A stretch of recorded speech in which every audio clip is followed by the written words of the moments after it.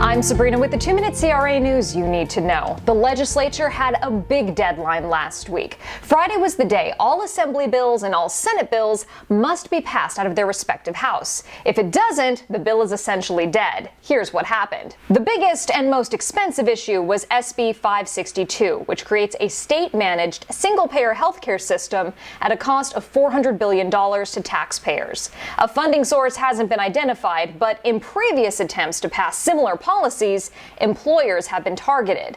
That's one of the reasons CRA opposes this legislation. And recently, a study came out that suggested the bill could be paid by a greater sales tax to restaurant meals and new vehicle sales. This legislation was passed, and discussions will continue. Another bill that moves on is SB 63, Family Leave. This requires employers with 20 or more employees to provide up to 12 weeks of parental leave and health care coverage for a new child, adoption, or foster care placement. Combined with an existing California law, this would total 7 months of protected leave. It moves on to the Assembly. Now some good news. The bill allowing local governments to extend alcohol service hours is moving on. Another win is AB 5. This would have required employers to offer additional hours to part-time employees before hiring new staff.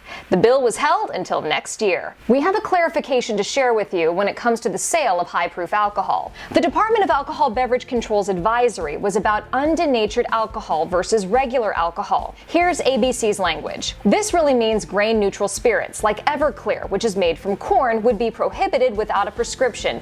But something like Bacardi 151 proof rum would be lawful because it's rum. We hope that clears up any confusion, but if you have questions, contact CRA. That's our 2 minutes. I'm Sabrina. Thank you for watching.